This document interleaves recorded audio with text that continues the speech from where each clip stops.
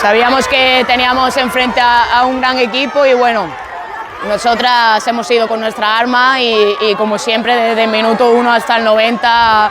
teniéndolas y jugando a lo que jugamos y dando todo de nosotras. Sí, yo creo que la primera parte sinceramente creo que hemos sido superiores a ellas y bueno, en la segunda parte hemos salido un poco con la caraja al principio donde no han marcado los 2 goles, pero bueno, al final hemos tenido la oportunidad de empatar el partido también y hemos salido ahí a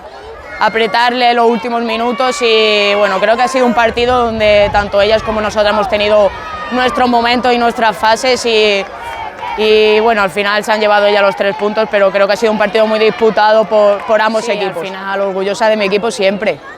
Creo que el objetivo, bueno, Champions lo hemos conseguido, creo que al final